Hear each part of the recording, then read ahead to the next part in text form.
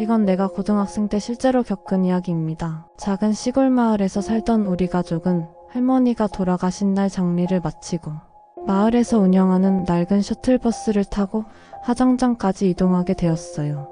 그 셔틀은 늘 같은 기사 아저씨가 운전했고 화장터까지는 1시간 정도 거리였죠. 그런데 그날 출발하기 전 기사 아저씨가 의미심장하게 말했어요. 이 버스에 원래 한 사람만 타야 하는데 말이야. 처음엔 농담인 줄 알았어요. 유족이 3명, 친척 포함해 총 6명이 타게 되어 있었고 다들 슬픔에 잠긴 상태라 아무도 그 말을 진지하게 받아들이지 않았죠. 아저씨도 금세 웃으며 넘어갔고 버스는 무사히 출발했어요. 하지만 이상했던 건 버스 안이 이상하게 조용했다는 것. 엔진 소리와 도로 소리 외엔 아무 말도 나오지 않았어요. 가족들끼리도 말이 없었고 뒷좌석에 앉은 숙모는 계속 창밖만 바라보고 있었죠. 그 조용함은 이상하리만큼 무겁고 끈적한 침묵 같았어요. 누가 입을 때려다가 다시 삼키는 느낌. 그리고 중간에 잠깐 쉬기 위해 정차한 도로변에서 누가 내 옆자리를 건드리는 듯한 느낌이 들었어요. 하지만 고개를 돌렸을 땐 아무도 없었어요. 화장터에 도착하고 나서 문제는 돌아가는 길에 생겼어요. 한 명이 빠졌다는 거예요. 명확하게 누가 안 보인다기보단 그냥 어딘가 자리 하나가 비어 있었다는 느낌. 기사 아저씨가 다시 고개를 돌리고 말했어요. 아무도 내리지 않았는데 빈자리가 생겼네. 우리는 모두 당황했어요. 분명히 다 같이 내렸고 다 같이 다시 탔거든요. 그런데도 자리는 6개인데 5명만 앉아있는 것 같았어요. 누구는 그 자리에 원래 아무도 안 앉았잖아. 라고 하고 누구는 내 기억엔 거기 숙모가 앉았었는데 라고 했어요. 기억이 맞지 않았어요. 그게 더 무서웠어요. 내가 앉았던 자리는 앞쪽이었고 한참을 가다 뒤를 돌아봤을 때 누가 앉아 있었어요. 확실히 뭔가가 있었어요. 옆모습은 보이지 않았고 그냥 검은 옷차림의 어깨와 뒷머리만 보였어요. 그런데 그 존재는 조금씩 앞쪽으로 고개를 기울이고 있었고 점점 내 좌석 쪽으로 다가오는 느낌이 들었어요. 한번 창문에 비친 내 뒤를 봤을 때 그 사람의 고개가 내 쪽으로 기울어진 상태로 멈춰 있는 걸 봤어요. 너무 가까웠어요. 그리고 또 이상한 건 다른 사람은 그 자리에 아무도 없다고 말했어요. 아까부터 너 혼자 뒤를 자꾸 보는 거야. 무섭게 왜 그래? 그 말에 나는 다시는 뒤를 보지 않았어요. 버스가 마을에 거의 도착했을 무렵 기사 아저씨가 조용히 한마디 했어요. 그래서 내가 말했잖아. 원래 한 사람만 태우는 버스라고. 나는 그 말이 무슨 뜻인지 물어보지 못했어요. 그저 뒷좌석을 다시 한번 바라봤을 뿐. 이번엔 아무도 없었어요. 버스에서 내릴 때 기사 아저씨는 덧붙였어요. 이번엔 괜찮았을 거야. 자리까지는 차지하지 않았으니까. 그 말을 듣고 나서야 깨달았어요. 아무도 없던 그 자리, 아무도 앉지 않은 듯 보였던 그 자리엔 누군가가 서 있었던 것 같다는 느낌. 그날 이후 나는 장례식이 끝난 화장장 셔틀을 탈 일이 없었지만 그 버스는 아직도 운행 중입니다. 그리고 가끔 마을 어귀를 지나갈 때 그 셔틀이 보이면 나는 습관처럼 뒤를 돌아보게 됩니다. 누군가 앉아 있을까봐. 아니 누군가 따라오고 있을까봐. 그리고 내게 남은 가장 이상한 기억은 그날 버스에 올라탈 때 기사 아저씨가 명부를 들여다보다가 작게 중얼거린 한마디입니다. 이번엔 이름이 없네. 아무도 신청 안 했는데. 그때 우리 가족 중 누구도 신청서를 내지 않았다는 걸 그제야 깨달았습니다. 두 번째 이야기, 내 관 속에 꽃 넣지 마. 이건 이모 할머니 장례식 때 겪은 일입니다. 지금 생각해보면 그땐 그냥 지켜야 했던 말을 무시했을 뿐인데 그 이후로 우리 가족은 지금도 그날을 이야기하지 않아요. 이모 할머니는 돌아가시기 직전에 내 관 안에 꽃은 넣지 마라. 절대 넣지 마라. 라는 말을 남기셨습니다. 사람들은 그걸 이상하게 여겼지만 대부분 그냥 노인의 고집이겠거니 하고 넘겼습니다. 그런데 장례 당일 한 친척 아주머니가 조용히 작은 국화 다발을 관 안에 넣었어요. 향기라도 남기고 싶어서요. 라고 말하면서 그땐 아무 일도 없었습니다. 이상한 건 장례 후 화장을 마친 유골함을 열었을 때였습니다. 거기 꽃다발이 그대로 있었습니다. 불에 타지 않고 시들지도 않고 향기가 진하게 퍼졌고 손에 들면 촉촉한 물기가 느껴졌습니다. 화장터 직원도 당황했고 가족 중 몇 명은 그 자리에서 울먹이며 그 꽃을 다시 감췄어요. 하지만 그 이후부터 우리 가족 집안에선 이상한 일이 벌어지기 시작했습니다.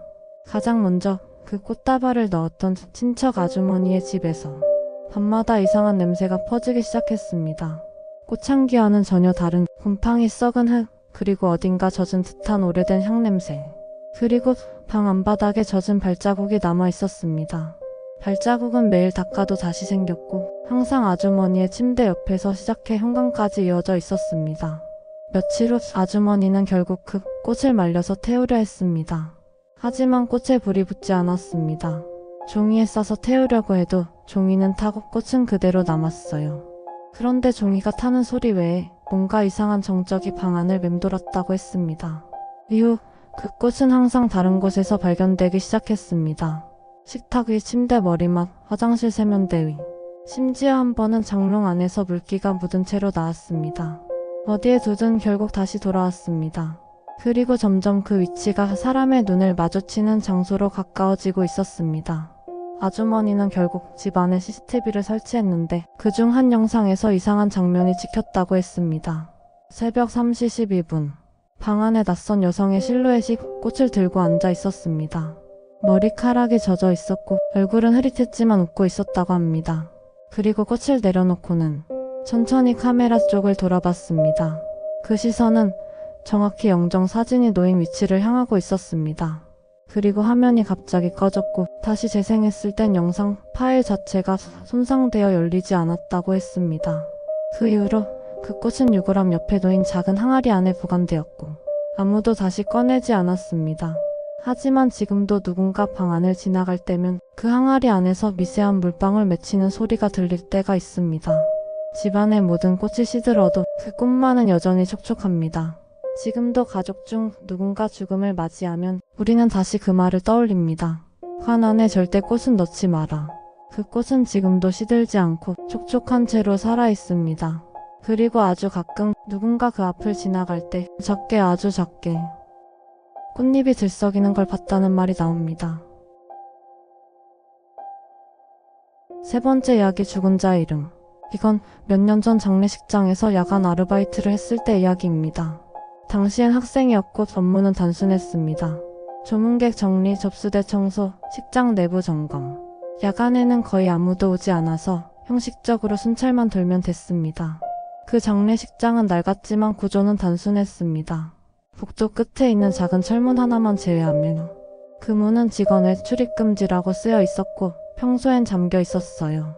누가 열고 닫을 일도 없고 안쪽은 오래된 창고로 연결되어 있어서 대부분의 직원은 아예 그 문이 있는 줄도 모른 채 근무했죠. 그런데 이상하게도 제가 순찰을 돌 때마다 그 문은 조금씩 열려 있었습니다. 딱 문틈 하나 바람이 스치듯 열려있는 정도. 처음엔 바람이 불었겠지 싶었지만 여긴 지하 1층 복도였고 바람이 들어올 구석이 없었습니다. 몇 번을 닫고 나서도 계속 열려 있어서 결국 관리자에게 말했죠. 그래서 내부 보안 시스템을 확인했는데 이상한 점이 있었습니다. 문이 열렸던 시간대의 기록이 없었습니다. 정확히 말하면 그 문은 열린 적이 없는 걸로 되어 있었습니다. 심지어 CCTV에도 그렇게 나왔어요. 분명 열려 있었는데요. 그날 밤에도 그 전날에도 계속 열려 있었어요. 관리자는 무표정하게 고개를 저었습니다. CCTV엔 아무 이상 없어. 항상 닫혀 있었어. 그러던 어느 날 식장 조명이 모두 꺼지고 마지막 순찰을 돌던 중이었어요. 그날도 그 문은 열려 있었고 안쪽은 깜깜했습니다. 그런데 문틈 안쪽에서 차가운 바람이 불어나왔습니다. 복도엔 바람이 없는데 문 안에서만 바람이 나왔어요. 나는 핸드폰 불빛을 켜고 문 안을 비춰봤습니다. 텅 빈 콘크리트 방. 맨 바닥에 무언가 써 있었습니다. 가까이 비춰보니 바닥에 젖은 손가락으로 쓴 듯한 글씨. 이름 하나가 반복되고 있었어요. 그 이름은 제가 내일 입관 접수를 도울 예정인 고인의 이름이었습니다. 그날 이후로 그 문은 더 이상 열리지 않았습니다. 하지만 순찰을 돌 때마다 그 앞을 지나가면 복도 공기가 묘하게 식어 있었습니다. 그리고 어쩐지 그 문 뒤쪽에서 누군가가 나를 바라보고 있는 느낌이 들었어요. 관리자는 여전히 말합니다. 그 문? 늘 닫혀 있었지. 장례식장 그 문은 지금도 그대로 있습니다. 겉보기엔 닫혀 있고 아무 기록도 남지 않지만 나는 지금도 확신합니다. 그 문은 열려 있었어요. 그리고 그 안에서 누군가는 내가 도착하기를 기다리고 있었어요. 네 번째 이야기 장례식장 거울. 장례식장에서 아르바이트를 한 건 대학 1학년 여름방학 때였다. 나는 조용한 일을 찾다가 우연히 이곳을 알게 되었고 주로 탈의실 정리나 내부 보조 업무를 맡았다. 시설은 오래됐지만 깔끔했고 직원들도 친절했다. 그런데 딱 한 군데 지하 탈의실 구석에 있는 전신 거울만은 이상하게 느껴졌다. 그 거울은 오래된 금속 프레임에 유리는 약간 녹이 슬어 있었고 크기도 커서 정면에 서면 거의 온몸이 다 비쳤다. 처음엔 그냥 구석에 있는 오래된 거울이라 생각했는데 어느 날부터인가 이상한 걸 느끼기 시작했다. 내가 손을 들면 거울 속 내 모습이 1초쯤 늦게 따라왔다. 유리 때문인가 싶어서 직원에게 말했지만 다들 그런 거 못 느꼈다고만 했다. 나중엔 장난처럼 네가 피곤한 거 아니야? 라는 말도 들었다. 하지만 분명히 이상했다. 서서히 거울 속 내가 같은 사람이 아닐 수도 있다는 의심이 들기 시작했으니까. 며칠 후 정리 도중 거울 앞을 지나가다가 이상한 걸 봤다.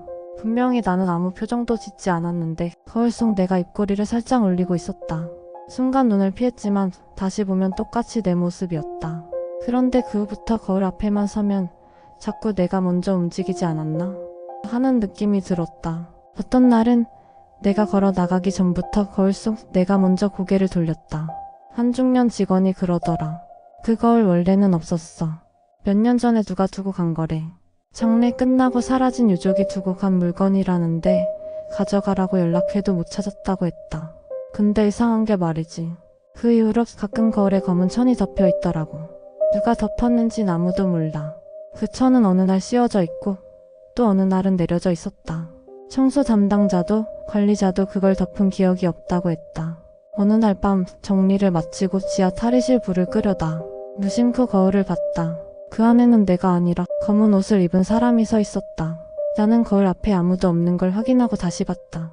그런데 거울 속 사람은 움직이지 않았고 고개를 살짝 숙인 채 천천히 앞으로 걸어오고 있었다. 다른 날 같으면 소리 질렀을 텐데 그때는 소리도 안 나왔다. 나는 그대로 거울에서 눈을 떼지 못했고 그 사람은 내 바로 앞까지 와서 멈췄다. 거울 속에서만. 그 순간 거울 너머에서 김서린 듯한 손자국 하나가 안쪽에서 생겼다. 그날 이후 거울 앞엔 검은 천이 씌워졌다. 누가 올려놨는지는 여전히 모른다. 하지만 나는 안다. 내가 마지막으로 거울 앞에 섰던 그날 거울 유리 안쪽에서 누군가 손바닥을 댔다는 걸.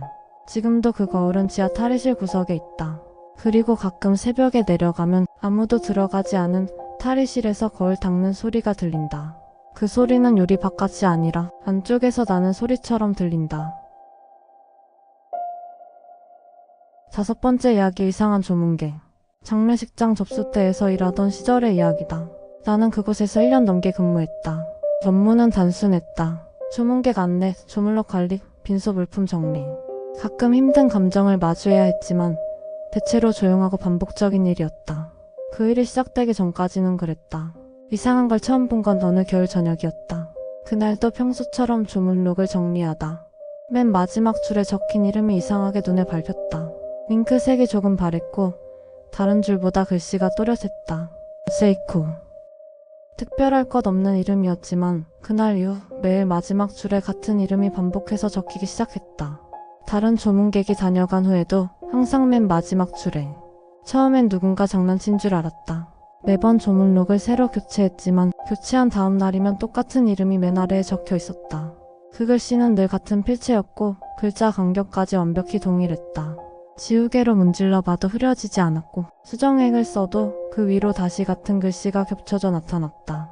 관리자에게 보고했지만 돌아온 말은 간단했다. 그냥 넘어가. 괜히 유족들 앞에서 말 꺼내지 마. 나는 몰래 CCTV를 확인했다. 확실히 마지막 줄에 글씨가 생기는 시간대가 있었다. 그런데 그 시간에 조문대엔 아무도 없었다. 영상엔 사람들이 줄을 서서 이름을 적고 돌아가는 모습이 찍혀 있었다. 하지만 마지막 페이지가 적히는 순간만큼은 카메라가 튕기듯 꺼졌다가 다시 켜졌다. 그리고 이름은 다시 적혀 있었다.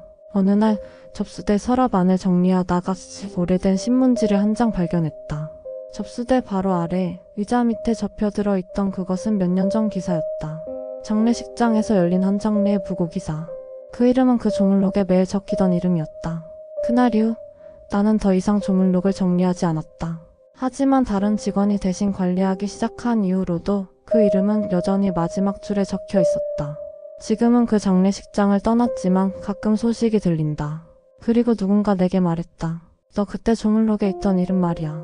이상하게 최근 다른 장례에서도 그 이름이 계속 나온다더라. 그 이름은 지금도 적혀 있다. 맨 마지막 줄. 언제나 그 자리. 6번째 이야기. 거꾸로 흐르는 방. 장례식장 2층 구석에 조그만 회의실 하나가 있었다. 회의라기보다는 거의 창고에 가까운 공간이었다. 낮에는 거의 쓰지 않고 야간 근무자들이 잠깐 눈 붙이거나 도시락을 먹는 휴게실로만 사용됐다. 하지만 이상하게도 나는 그 방에 들어갈 때마다 시간 감각이 이상하게 흐트러지는 느낌을 받았다. 처음 그 방을 쓰게 된 건 야간 당직 근무를 하던 8월 어느 날이었다. 식장이 잠잠해진 새벽 2시쯤 나는 그 방에서 컵라면을 먹고 있었다. 그때 문 위에 걸려있던 벽시계를 무심코 보게 됐다. 3시 18분. 그 시간에서 초침이 멈춰 있었다. 건전지가 다 된 줄 알고 시계를 내려 확인했지만 배터리는 멀쩡했다. 새 건전지로 갈아 끼워도 마찬가지였다. 시계는 움직이지 않았다. 며칠 뒤 시계가 새 걸로 바뀌어 있었다. 그런데 이상하게도 새 시계도 며칠 만에 다시 3시 18분에서 멈춰 있었다. 처음에는 우연이라 생각했다. 하지만 그때부터 내 안에 묘한 불편함이 자라났다. 그 방에 들어가면 시간이 흘러가지 않는 듯한, 혹은 내가 지금 이 방에 얼마나 있었는지를 알 수 없는 듯한 정체된 기분. 그 방에는 오래된 창문이 하나 있었다. 정면으로는 마당이 보였고 낮에는 영정사진이나 화한 정리를 위해 사용되는 공간이었다. 밤에는 사람이 드나들 이유가 없는 장소다. 그날도 방 안에서 휴식을 취하다가 문득 창밖을 보았다. 누군가 마당에 서 있었다. 검은 옷을 입고 고개를 숙인 사람. 움직이지 않고 마치 내 쪽을 향하고 있는 듯 했다. 나는 반사적으로 1층 접수대로 내려가 CCTV를 확인했다. 그 시간 카메라엔 아무것도 찍히지 않았다. 마당은 텅 비어 있었다. 다시 방으로 올라가 창문을 봤을 땐 그 사람도 사라져 있었다. 그 후부터 나는 그 방에서 창문을 등지고 앉는 습관이 생겼다. 같이 일하던 다른 직원도 그 방에 대해 말한 적 있다. 잠깐 앉아있다가 내려왔는데 밖은 15분 지났다고 하는데 내 시계는 40분이 지나 있었어. 다른 직원은 이런 말도 했다. 그 방에서 졸다 깨면 내가 문을 열었던 기억이 2번씩 떠올라. 분명히 문을 한 번 열었는데 방금도 또 연 느낌이야. 공통된 건 누구도 정확하게 설명할 수 없다는 점이었다. 하지만 전부가 어떤 방식으로든 시간이 반복되거나 흐름이 끊긴 경험을 했다는 것이었다. 그 이상한 점은 방을 떠나면 기억이 모호해진다는 것이다. 무언가 중요한 것을 잃은 듯한 애매하고 공허한 기분만 남는다. 가장 이상했던 건 어느 날 새로 교체된 시계가 다시 작동하기 시작했을 때였다. 그런데 초침이 거꾸로 움직이고 있었다. 3시 18분, 17분, 16분. 시계가 시간을 되감는 듯 보였다. 그 순간 방 안의 공기가 바뀌었다. 정확히는 멈춘다는 느낌이 아니라 방 전체가 눅눅한 무언가에 잠식되어 가는 느낌. 컵라면 용기 안의 국물이 아주 미세하게 흔들렸다. 형광등 불빛이 한순간 깜빡였고 바닥에 깔린 커튼 자락이 살짝 들썩였다. 그 방 전체가 무언가에 의해 되감기고 있었다. 나는 더 머물지 않고 바로 나왔다. 문을 닫고도 한참을 밖에서 서 있었다. 그 안에서는 어떤 흐름이 멈추지 않고 돌아가고 있을 것 같아서. 며칠 뒤 1층 장례 접수대 서랍을 정리하다가 오래된 문서철 하나를 발견했다. 거기엔 10년 전 이 장례식장에서 있었던 사고에 대한 문서가 있었다. 야간 근무자 한 명이 2층 회의실 안에서 의식을 잃은 채 발견되었고 발견 당시 시계는 3시 18분을 가리키고 있었다. 그 사람은 결국 깨어나지 못했고 병원 도착 전 사망 판정을 받았다. 사인이 명확하지 않아 기록은 심정지 추정으로만 남아 있었다. 사진은 흐릿했지만 마당에 서 있던 검은 실루엣과 너무도 닮아 있었다. 그 방이 그 이후 비공식 창고로 바뀌었다는 메모가 덧붙여져 있었다. 지금도 그 방은 그대로 있다. 문 앞에는 창고 정리 중이라는 낡은 종이 하나만 붙어 있다. 누구도 들락거리지 않지만 정리도 이루어지지 않는다. 가끔 새벽에 2층 복도를 지나가다 보면 문 너머에서 시계 초침 소리가 들리는 것 같다. 가장 섬뜩한 건 어떤 날은 그 초침 소리가 아직 열리지 않은 문 너머 안쪽에서 먼저 들리기 시작할 때가 있다는 거다.